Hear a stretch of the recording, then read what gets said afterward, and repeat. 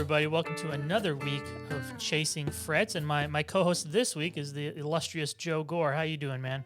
Well, not particularly illustrious, but I'm really stoked to be here this week because we get to talk with Kirk Fletcher, who is not just an incredible guitarist, but a real inspiring guy and a hoot to hang out with. We had a blast this week. Yeah, he is. He is such a ball of positive, fun energy. And whenever I'm able to corner one of these blues guitar guys, I always love just talking to him about phrasing. And we kind of whittled that down in today's episode to really focus on bending and phrasing and kind of uncover some of the secrets that he might have discovered as a young kid. And in today's episode, he goes a lot into his background. You know, he was raised in a church. His father was a pastor. His brother was a musician. And he talks about that and a lot of his early influences and what he's kind of gleaned from them and how he uses them on his new record, My Blues Pathway, which is out now. Yeah, and it's he talks about other aspects of articulation too, and I mean that would be interesting to hear from any great guitarist. But in Kirk's case, when you hear him play an extended solo, it's like he's doing a one-man performance of a play. There's just so many different characters come out in the course of a solo. He mixes it up, as much as any blues player you've ever heard. Yeah, and a lot of it is all about his the nuances of his playing, the phrasing, the articulation, the bends, and so forth. So it's pretty interesting stuff. Exactly. So today is going to be Kirk Fletcher week on Chasing Frets. So if you want to hit us up, you can reach us at chasingfrets@premierguitar.com. So let's hop right into all the way from Switzerland. Here's our first conversation with Kirk Fletcher.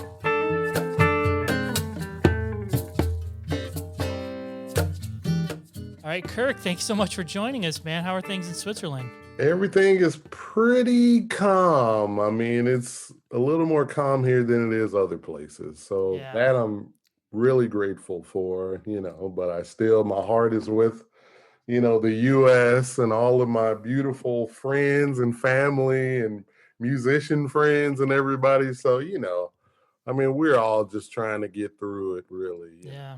I mean, well, thanks again for being our guest of honor this my week. pleasure. Yeah. Really, Dixon and Joe ruling. And so today's topic, we're going to talk about an aspect of your playing that's really, really central, and that's going to be bending and phrasing, and how you kind of learned it, and what things you think of when you maybe sit down to work on that kind of stuff, or even players you really listen to check out for those kind of ideas. So do you remember, as a young Kirk Fletcher growing up in LA, the first time you bent a note a little bit and you were like, hey, what is that? I'm probably not doing it as good as I should be, but I need to head down that path. Do you remember when that was? Absolutely. My older brother Walter played guitar, and I came along in the mid 80s when I picked up guitar. So, it was a lot of just when you first start off, you don't start off with like folk songs on acoustic guitar. You're starting off with the electric guitar with gain already, because that's the way it was. The amplifiers, I had a Randall RG80 112 combo amp and a Squier Strat. So quite naturally, no unwound G string, and all that stuff. You just kind of, I had the G string and I would just bend it and bend it and bend it, and so it just kind of came, from that, and there was always B.B. King, there was always Prince, there was always Eddie Hazel and funk records and Zap, Roger. I mean, all of these guys, these funk players, and they kind of had this like bluesy thing, Albert Collins I saw in 1988. So that was just, along with the 2 or 3 chords I knew at that time, bending was just all a part of it. So it's just, as soon as I started, I was already bending strings, It's really... So you mentioned your older brother. What Mhm. kind of stuff was he turning you on to? Like you mentioned some artists before. Did a lot of that music come from your older brother, or did it come from maybe friends at school? Or Well, my father was a pastor of a church called Macedonia Church of God in Christ. So, my brother used to play there, and then we played together a little bit. So I would watch him play, and I mean, he was a modern guitar player, modern gospel, funk, R&B guitar player. So quite naturally, all the techniques, hammer-ons and, pinch harmonics and all of that kind of stuff was just the language at that time, so that's I know it's not uncommon for young musicians who came up playing in the church, mhm. especially if, if there's a pastor in the family. Yeah. Were you allowed to listen to secular music at home, or did your Well, early on, no. But the 80s were like video, music videos. So for me, most people go, oh man, video killed the radio star and all that kind of stuff, right? But for me, it was like it would come on TV and I could sneak and watch TV and watch music videos like all after school. So I really heard a lot of music, that way. I would sneak at first, but then it kind of, became more accepted. It was like they loosened up a little and I would listen to everything. so as young Kirk is playing with his brother and getting his bends more in tune. Yeah. When did you feel like you started to really get a handle on your intonation in bends, and how did you approach that at a young age? Oh, well, listening to Benders, listening to, you know, Stevie Ray Vaughan and Jimi Hendrix Mhm. and, even like Eddie Van Halen and Billy Gibbons and all of the 80s guitar players, you naturally start to kind of go, oh, that doesn't sound too good. Plus, all of the singers, Yeah, listening to people in church and different things. I guess it's something sort of like slide guitar. You know how a slide guitar player learns how to make it more in tune and makes it more lyrical and things like that. I guess you start to develop like a command of the instrument and like you can tell that string what you need it to do. I command you to like be in tune and like this whole thing. It's like my big brother is CT Fletcher. He's a motivational speaker, power lifter guy, and he always says I command you to grow, and it's similar to the guitar and that string bending to me. I know it's a little weird, but really, you just get that thing and you just learn how to kind of make that string do what you want. But that comes with putting in the, you know, 80,000 hours or whatever of it. That's really what it is. It starts to become second nature, and you start trying to mimic different things, singers and, plus Larry Carlton was a big one for me mhm, too, and like those like Michael Frank's records, the Art of Tea and all of this kind of stuff. He's got all of those sweet bands, Louis Sheldon, like all those guys too, along with BB. So bending was very, very important. but all those people between the LA session guys and BB, Yeah. you're talking about players who when they bend, they're not screwing around. They're not kind of Yeah. just playing some note in between the Yeah. frets. They're Yeah, exactly. they're so in tune. Yeah. I mean, so you're trying to mimic. I wouldn't necessarily transcribe anybody, but just getting a feeling of it. Just what about this player? What about the feeling that this player projects that you can incorporate into your own thing? Kind of. Yeah. and when did you really start to work on developing your sense of phrasing when it comes out? Like you said, you've been listening. You're growing up in the church. You're listening to singers and your brother and these other string benders that you mentioned.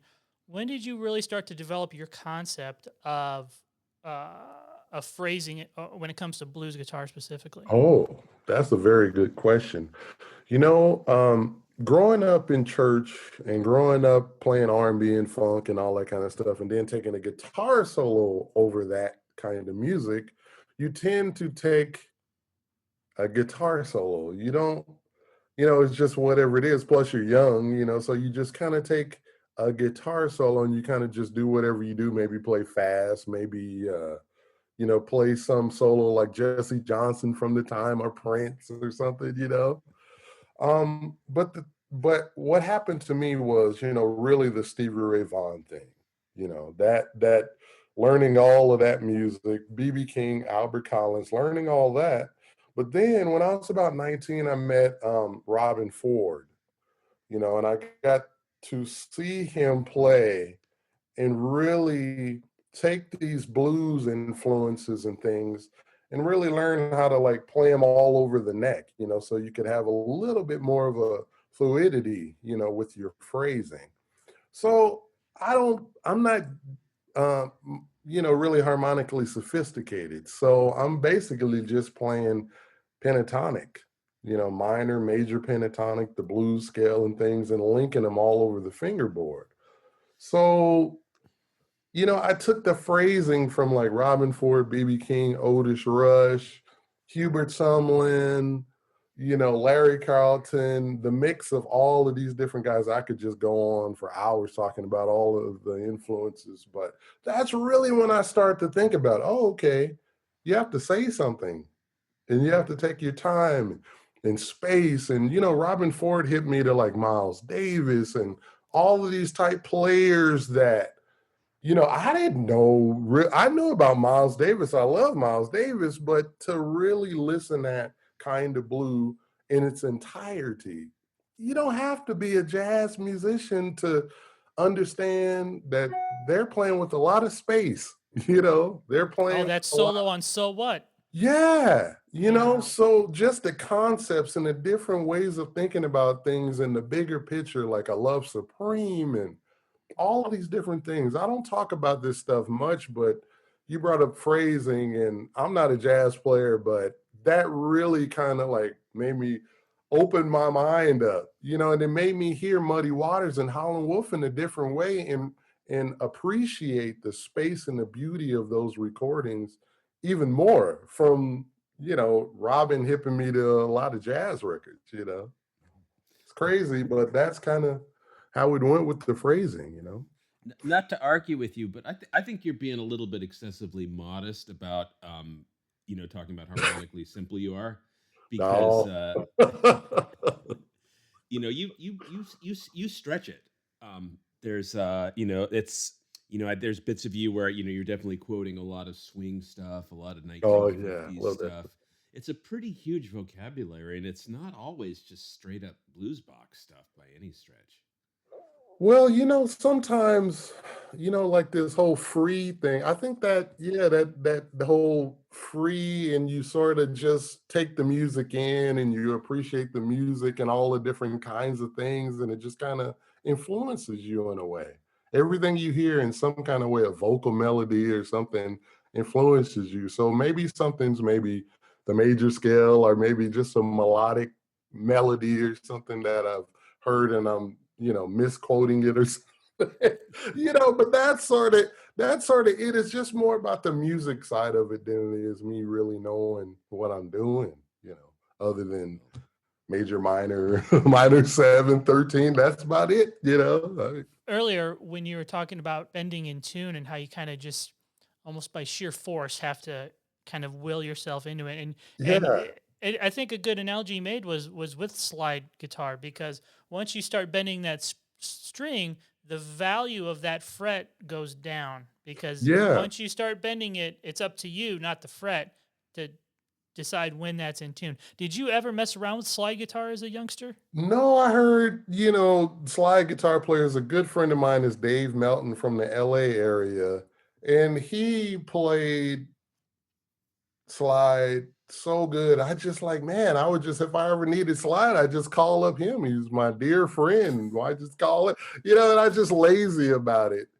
But yeah, like Derek Trucks, just hearing like Derek Trucks play or Blake Mills or some of these guys or Ry Cooter, obviously. Hmm. It's really this thing. I know what I was gonna say. Sorry to switch it up here, but just the other day I was like trying to tune my guitar to like how Albert King tuned his guitar, which I don't quite know exactly what that was. maybe like a B minor, C minor, something like Like an that. open Yeah, like an tuning? open Okay. tuning, right? Uh-huh. And I realized by looking at his hands and the way he played that most of all of those beautiful licks that Albert King played was bends. I mean, he would just bend it to whatever. I mean, so when you think about it like that, it's like, wow, what a command he had of bending. It's Yeah, Yeah. and unbelievable And how he in was a big muscular guy playing yeah. real skinny little strings. Yeah, You know, he used it's like it's it's like that's insane to think about all of that music, and he's actually pretty much bending all. It's crazy. one thing about his style that I think is sometimes overlooked is that his bending motion is a pulling Yeah, rather than a pushing. yeah, You know, and it reminds me of like pitchers like overhand versus underhand, where underhand is a much natural motion for your yeah, arm to do yeah, as instead of overhand, which I do think that pulling down on the string like Albert would do because he'd play upside down yeah, is a more when you say natural. by push you mean bending the string up towards your face, and by pull you mean pulling it down yeah, towards the floor. Yeah, like, so Okay. yeah, pushing it with your fingers up rather than just simply closing your hand is kind yeah, of the motion he was doing. That really I think added to his sound. Obviously, you know, and the the sound was in him vibrato. and the Yeah, vibrato, right? and And also Otis Rush too is another one. mm, I mean, Otis yeah. Rush. I love Otis Rush playing the Chicago blues musician, and he's doing the same thing. You know, pulling down on the strings. You know, the highest string is on the top on your top, whatever. Hmm. But it's Closest that to your thing, head. yeah, closest to your head. And the vibrato sounds different to me. It Oh sounds yeah. more like loose and like really kind of this thing, and I love it, so I've tried to mimic that a little bit too. I did try one time to I picked up a guitar that was strung like that, and Yeah. boy was I completely lost. Oh, me too. I mean, It's like, like you know, you see completely guys like lost. Doyle Bramhall Yeah, or Eric Doyle too. Gales and those guys. Man, how they must think about that is just beyond me because it's an entirely new frame of reference, you know, and they can play and copy those licks that we've heard a million times on records. But Yeah. watching him, you know, same thing with Derek when you watch him play without a slide in open E. Yeah. You know, you're hearing familiar sounds and familiar note combinations, but if Yeah. you watch him, you just get lost. Absolutely. In more ways than one, I get lost, mesmerized by how great it sounds, and lost the way he's doing Hmm. But it's Jason. Amazing. It's kind of like you said about if you think about it, the underarm uh, toss is a little more natural than the Yeah. overarm. Well, think about it. The skinny high notes are up towards the sky, and the big low notes are down towards the ground. And as you reach up, Yeah. it sort of makes more sense Yeah. conceptually to have the high strings higher in space.